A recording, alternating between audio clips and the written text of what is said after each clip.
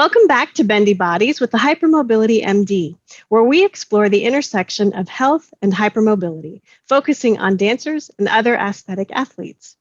This is co-host Jennifer Milner, here with the founder of Bendy Bodies, Dr. Linda Bluestein. Our goal is to bring you state-of-the-art medical information to help you live your best life.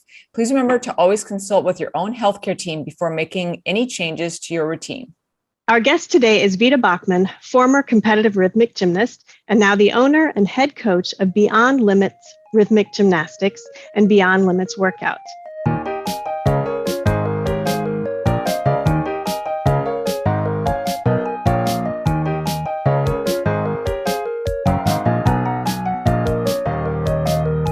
Vita, hello, and thank you so much for being here today.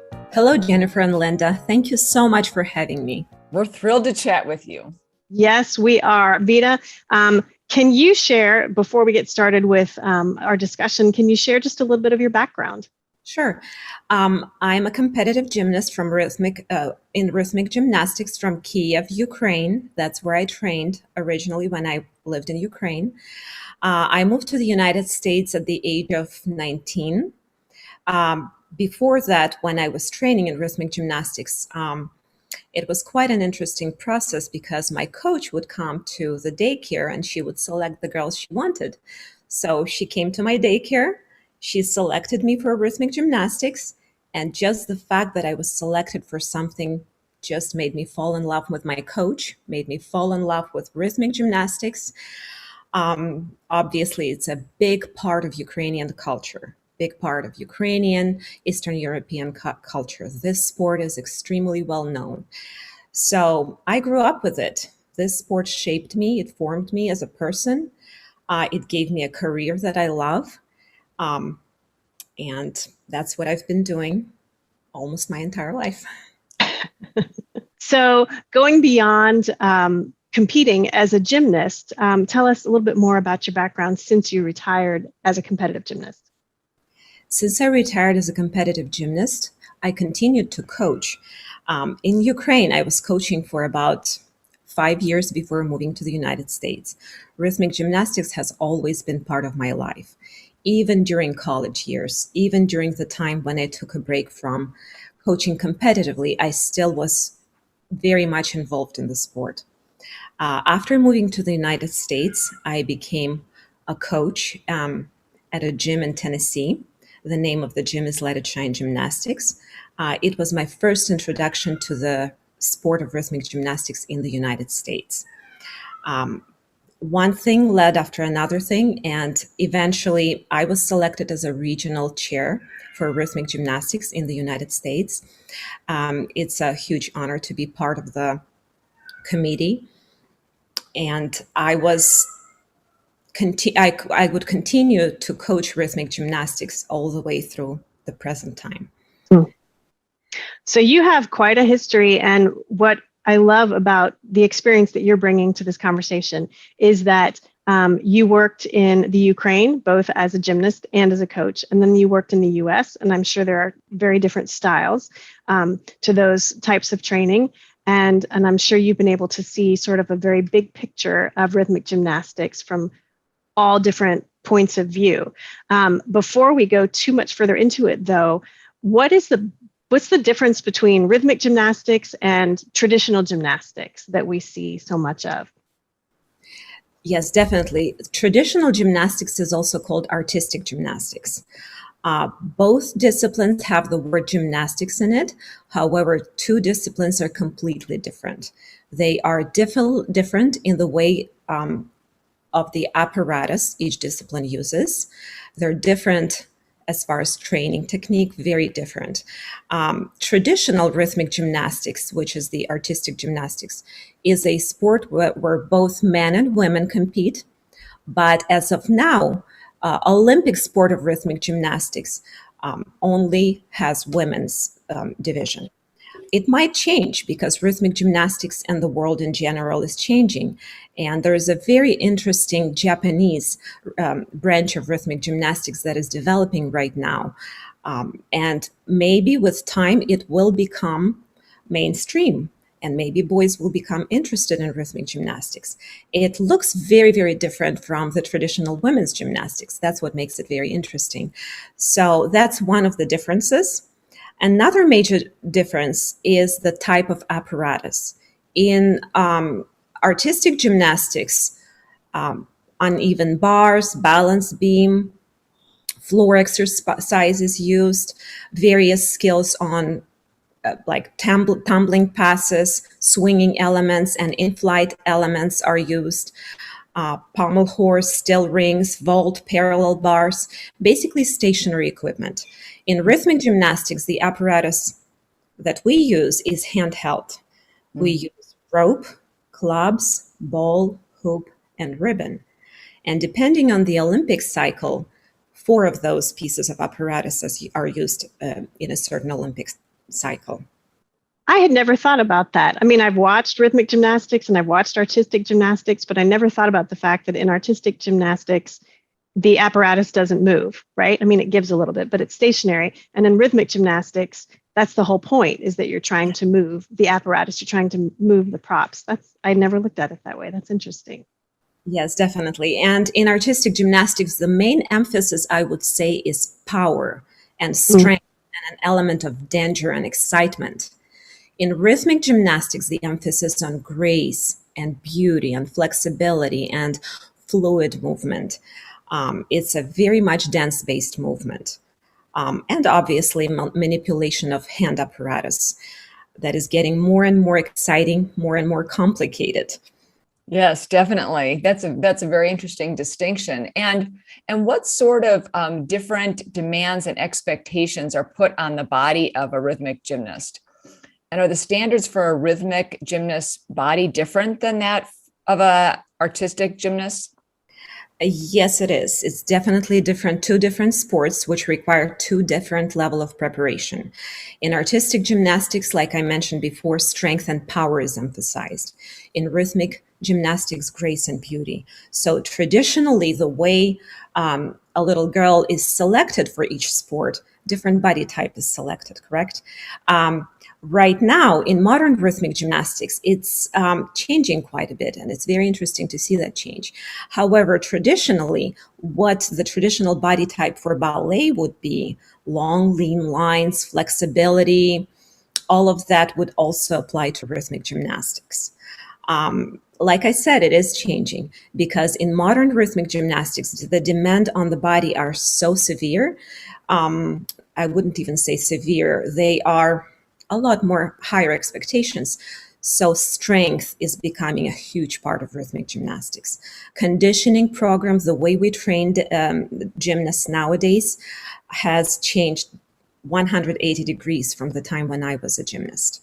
A huge emphasis on strength, conditioning, core training, just the full body preparation is emphasized now. Do you see, because that was another question I kind of had in the back of my mind, was the difference between when you were competing and now. And it sounds like it's a very similar sport or performance, but the expectations, as you said, have gotten higher. So the expectations of more complicated moves has risen. But at the same time, it sounds like you're saying that the support for those more complicated and those more difficult moves has come as well. So while the demands are increasing, so is the support with conditioning, core strength, all of that. Is that fair to say? That is absolutely true, yes. And it makes me very happy to see that. Because when I was a coach in my earlier years and days, I kept looking for resources. How can I keep up with this difficult demand on the body, especially at a younger age? The span of a rhythmic gymnast is short compared to a dancer or a professional dancer. They will be done by the time if they achieve the highest level, maybe in their 20s, they will be done, while a dancer continues to dance further than that.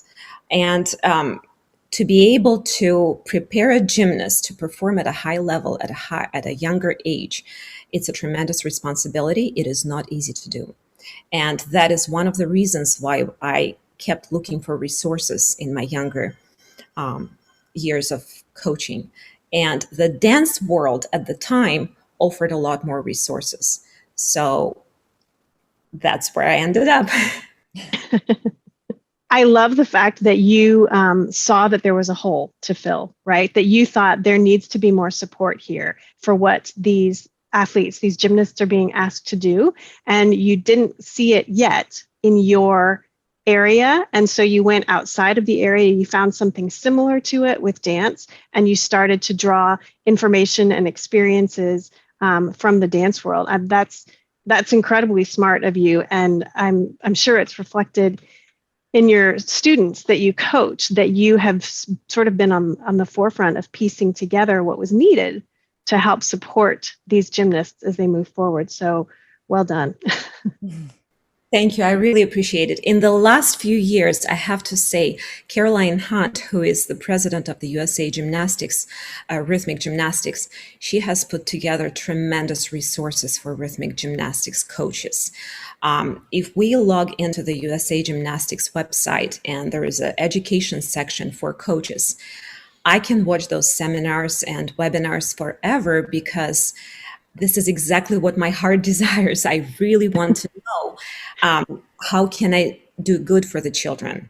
What am I doing that I was taught in a certain way, but it's not applicable anymore? Or maybe I question how was it before versus the rhythmic gymnastics nowadays?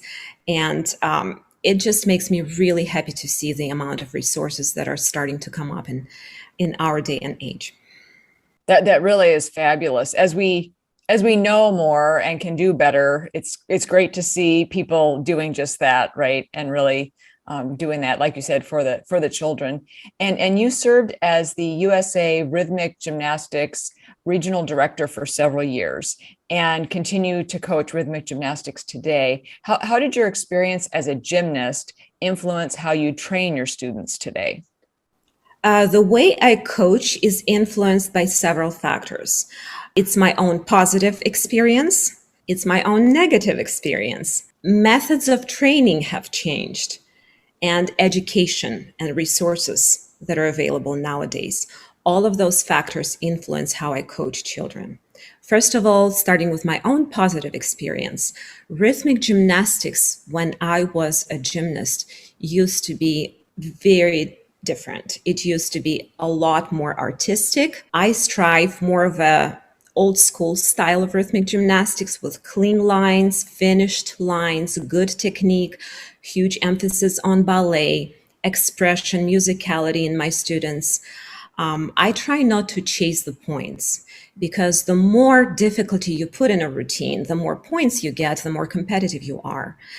I try to enjoy the process. I try to look at a gymnast and see what does she need. Not how many points she can get, but what does she need? How can I develop her in the best way that she can be developed as a young child?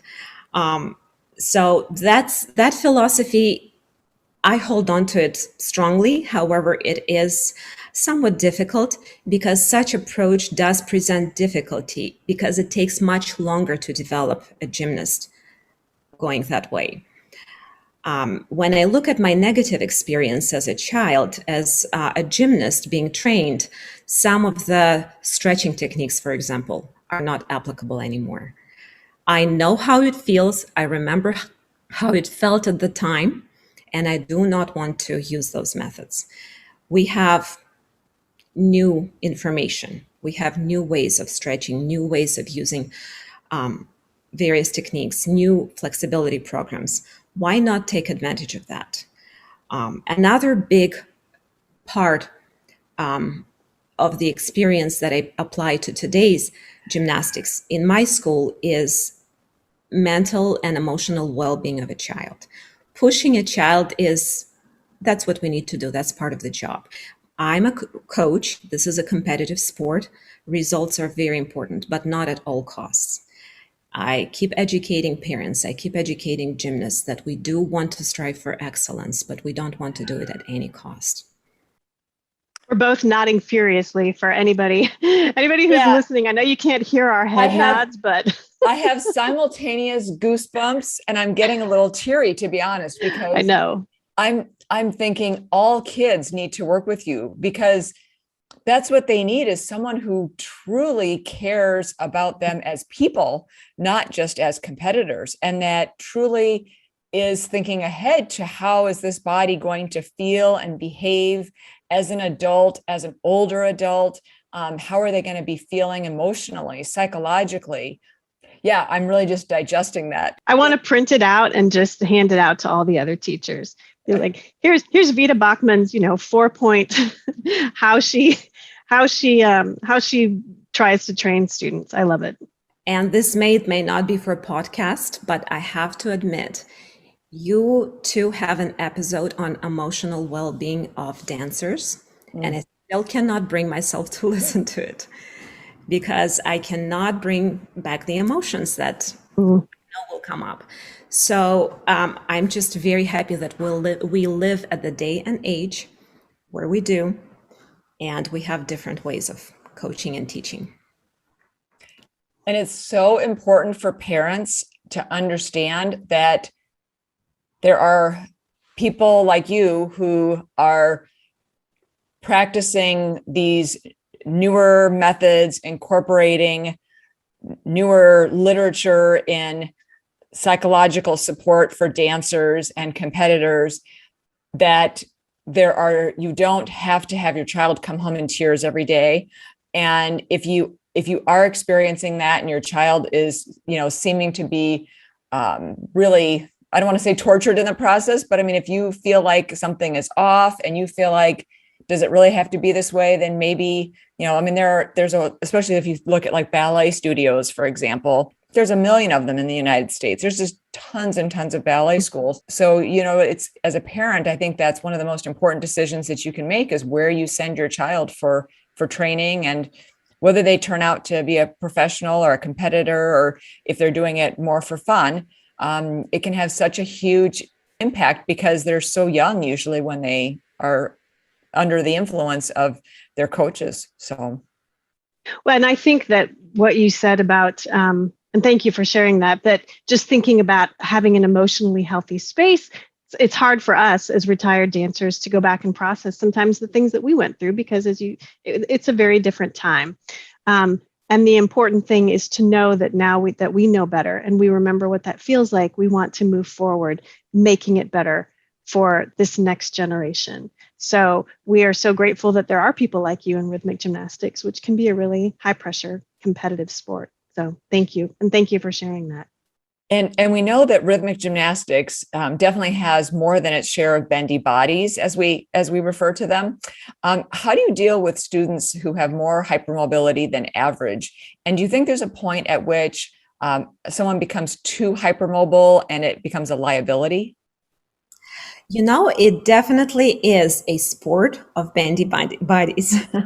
One of the main criteria for selecting a young girl for the sport. Correct. So anybody can do rhythmic gymnastics. You don't have to be bendy. However, a girl who does have natural flexibility will be ahead. Things will be easier for her because of the nature of the sport. Hypermobile rhythmic gymnasts, definitely part of the sport. We train them with much, much care. The coach realizes immediately that this child is beautiful. She is going to be noticed right away. However, the results will not come right away. Very often, it's a waiting game. We have to wait. We have to do the right things. We have to give them good technique, solid foundation. We have to pay special attention to conditioning, to strength training. And then we wait. We keep doing, and we will see the results with years to come. The problem with that, the coaches understand that, but the parents don't always understand that. And what I often see is a gymnast who I know will be incredible in the future. They do not place well. They may not pull off hard level skills yet. They may not jump high because they don't jump high. Naturally bendy or more flexible body type, they don't develop jumps until much later. So it's an education process for the parents. And it's a matter of trusting. If the parent trusts the coach, yes, everything will be okay. Just wait. They don't have to place right now. In fact, my daughter is that way. I have a little girl who is 9 years old who also wants to be a rhythmic gymnast and a ballerina. And tomorrow she might want to be a cat sitter. I don't know. But right now she has big ambitions, and I have to have these conversations with her. She is beautiful. She's incredible, but she doesn't place well. If we went to Open Championships last year, she was not awarded. She was not even on the pedestal. It's okay with me because I know her potential, but she is very young. All she cares about is the little ribbon that she gets, or a trophy, or a medal. And she told me I must be the worst one because look at all of those beautiful girls and I didn't even place. And I have to work with her. I have to talk to her a lot. I have to show her her strength. I have to explain to her that you are like a flower. Right now is the time to plant the seed, but you will not see the flower bloom until you're older, until you're stronger, until your body develops, until you receive the proper training. So because she's my own daughter, we are in this process. However, what makes me sad is when parents don't trust that process and pull out the child way ahead of time before they have the chance to develop that potential. Well, and I think what's really interesting here, and we're about to get to this in our conversation, is you also do stretching for other artistic athletes like dancers and skaters. And I think what's interesting here is that rhythmic gymnastics has the edge over the dance world with hypermobility, in that hypermobility has always been a factor for rhythmic gymnastics.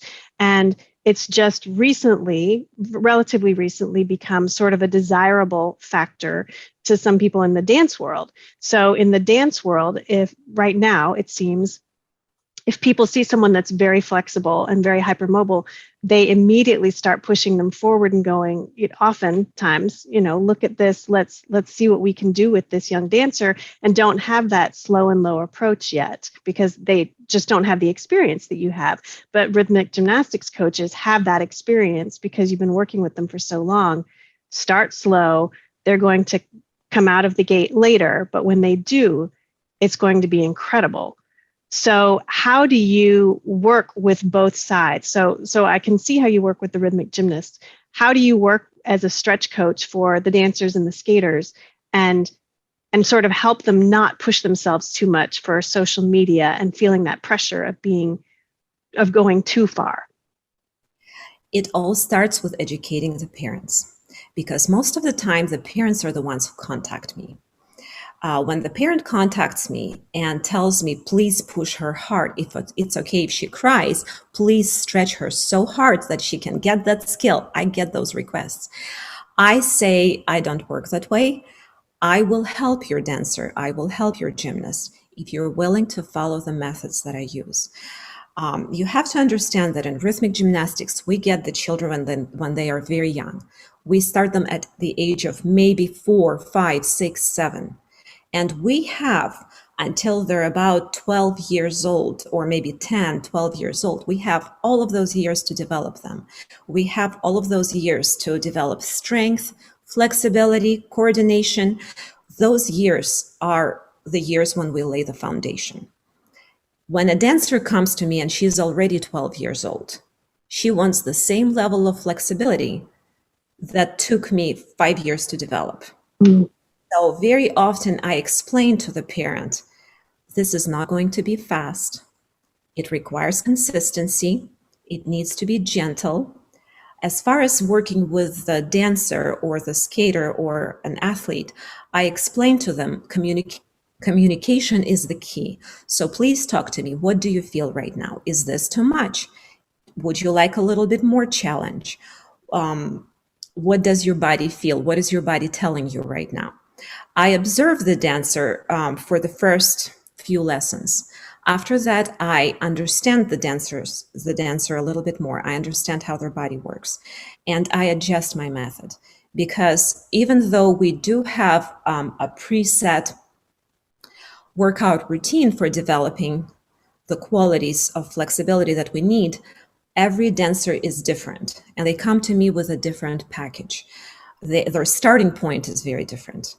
So I have to work with what they have, and I have to teach them patience. Very often I don't teach flexibility as much as I teach patience. Be patient with yourself. Oftentimes I give them very simple homework that is safe to do at home, because in flexibility training, it's not the harshness of the exercise that makes a difference. It's the consistency. I love that. The nervous system, if you push them to past the point of pain and all of that, the nervous system will react, and you actually will not increase flexibility, right? Your body will shut down and you won't be able to increase flexibility. Right. This also reminds me of Jen's and my very, very first podcast interview that we did, which was with Moira McCormick, who was the head physiotherapist for the Royal Ballet and former Royal Ballet dancer. And she said the more talent that she sees, the more that she sees that the dancer has real potential, and or if they have, the right amount of hypermobility and a degree of getting into those aesthetic lines, that she actually delays putting them up on point, because you want that to happen at the right time. You want them to peak at the right time. And so this is reminding me very much of the approach that she takes. Mm-hmm. Well, and Lisa Howell as well, and several of the guests, Maria Elena Ruiz. So many of our guests, the overriding conversation about training hypermobile athletes is slow and low. And I'm so grateful that you are reinforcing that. So as you're moving forward with rhythmic gymnastics, are there any hurdles that you're still facing today, and as a coach, and what are your hopes for the sport as it moves forward? My main concern, or a hurdle, or maybe a conflict that I'm working through, is reconciling the techniques and the methods that I believe in with the demands of the modern rhythmic gymnastics. That is basically what I'm struggling with nowadays. And this is why I'm following a lot of resources like yours. I would like to find out more and learn as much as I can about increasing effectiveness of exercises and eliminating the mindless traditional exercises that have always been there that may or may not be effective. So staying competitive is one of the biggest hurdles, so to speak, with a philosophy that I try to hold on to. Absolutely. I think that's the tension for all artistic sports and all artistic athletes, is how do we stay relevant, and how do we continue to capture the audience and entertain them and enlighten them and show them things that are new and fresh, while still maintaining a level of excellence, and while still maintaining a healthy physical and mental attitude. And that is that balance that we walk with all artistic sports. And the mental aspect of it and the physical health support, like conditioning and outside training, are just starting to come alongside for a lot of these issues, or a lot of these sports. And we're really grateful that you're doing the work that you're doing, and that you're modeling a really healthy attitude of, well, let's look at why I did the things that I did, and let's see what I could do or should do differently moving forward, and what things I can keep that were really great, and where can I learn from experts, and how can I improve my knowledge to make the next generation better. I really appreciate the work you're doing. Thank you very much, Jan and Linda. I really appreciate the work that you are doing. I always look forward to the next new podcast, and I always, without exception, learn something new from it. And my students benefit from it as well. Well, that's so great to hear. And was there anything that you wanted to talk about that we didn't cover today? And then, of course, we want to know where people can learn more about you and the work that you're doing. One of the questions I believe I missed is the pressure of social media nowadays. I am not a very good social media person, as you can see. Pages. The reason why is because I'm a private person. I love to do my work. I love to enjoy the process. I love to see the victories and the improvements that my dancers and my gymnasts are making. However, in this day, social media is where everything is. So I often start my stretching classes or lessons with a humorous line. So let's start stretching so that you can put that beautiful picture on your Instagram today. And we realize, no, today is not going to happen. It's a process. It's fun to put beautiful pictures and photos of flexible poses on social media. I don't have anything against it if there is a foundation to it. I believe human body is capable of so much, and we are exploring those limits, and we're going beyond those limits. However, there needs to be a healthy balance, and educating the dancers, especially the young ones, educating them on how to use the resources they have and not randomly go on YouTube and try to recreate what they see, because they often don't realize how much work and how many years went into that one pose. And they're trying it and it's not going to work, or they might hurt themselves. So educating the dancers, continue to do the good job that you are doing with your podcast. And I think with time, we will get the message across. Absolutely. And I think it's so challenging nowadays to remember that social media success does not equal success. And there are people who are tremendously popular on social media, but, you know, don't necessarily have the impact otherwise, and vice versa. You know, people can have incredibly successful businesses and, you know, not have a presence at all really on social media. So I think it's a challenging space that we're in, especially for something that's so highly visual, such as ballet and rhythmic gymnastics. And they are such a perfect fit for something like Instagram. So yeah, trying to figure out how to balance that can be tricky. Vita, we have talked about how your performance as a rhythmic gymnast and competing as a rhythmic gymnast has affected you and influenced how you work as a coach. How did your experience as a rhythmic gymnast, how has it influenced you physically, personally, and the choices that you make as a coach from those experiences? When you are young, you're very passionate and you're willing to do whatever it takes to achieve the results. You are willing to put in extra hours, you're willing to stretch extra hard, you're willing to not take breaks. And that's the training method or approach that I used to follow when I was a gymnast.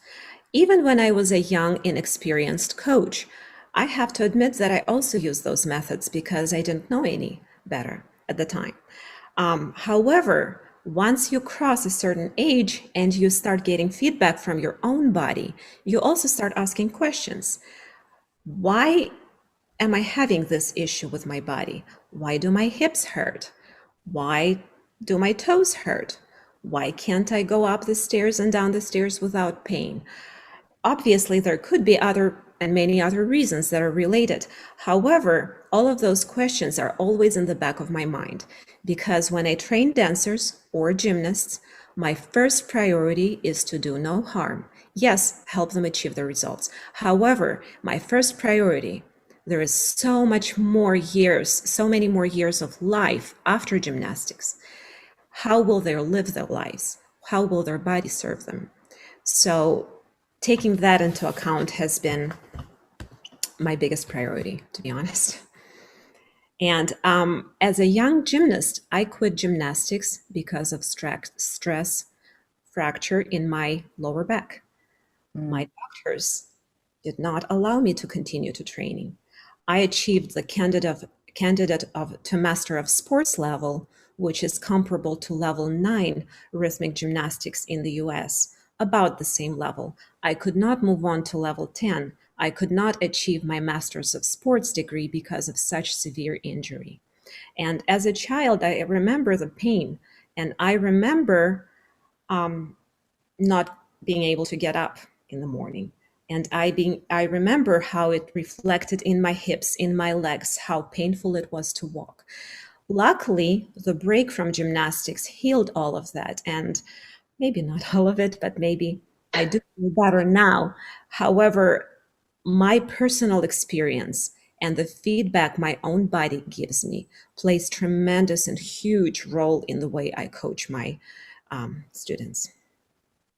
That ties back into what you were saying earlier about that you are teaching your dancers and your rhythmic gymnasts to listen to their own bodies, which I think is so valuable. So often, I think coaches are not instilling that in their students. And I think that that is such a fantastic thing to teach, especially at a young age, before we start running into, a lot of problems, because then we can be so much more proactive. So that's really, really special and really valuable that you're teaching them that.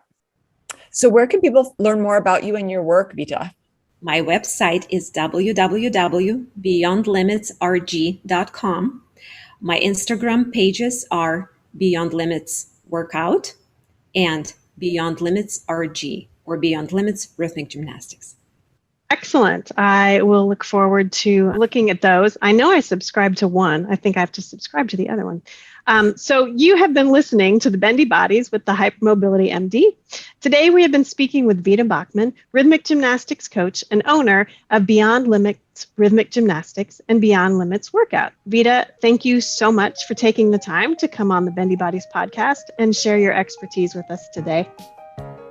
Thank you so much. Thank you. We've loved chatting with you. Yes, we have. And to our listening audience, we will see you next time. Goodbye. Bye. Thank you for joining us for this episode of Bendy Bodies with the Hypermobility MD, where we explore the intersection of health and hypermobility for dancers and other aesthetic athletes. If you found this information valuable, please share it with a colleague or friend and leave us a review on your favorite podcast player. Remember to subscribe so you won't miss future episodes. If you want to follow us on Instagram, it's at bendy_bodies, and our website is www.bendybodies.org. If you want to follow Bendy Bodies founder and co-host Dr. Bluestein on Instagram, it's at hypermobilitymd, all one word, and her website is www.hypermobilitymd.com. If you want to follow co-host Jennifer Milner on Instagram, it's at Jennifer.Milner, Milner, and her website is www.jennifer-milner.com. Thank you for helping us spread the word about hypermobility and associated conditions. We want to hear from you. Please email us at info@bendybodies.org to share feedback. The thoughts and opinions expressed on this podcast are solely of the co-host and their guests. They do not necessarily represent the views and opinions of any organization. The thoughts and opinions do not constitute medical advice and should not be used in any legal capacity whatsoever. This information is not intended to diagnose, treat, cure, or prevent any disease, as this information is for educational purposes only and is not a substitute for medical advice, diagnosis, or treatment. Please refer to your local qualified health practitioner for all medical concerns. We'll catch you next time on the Bendy Bodies podcast.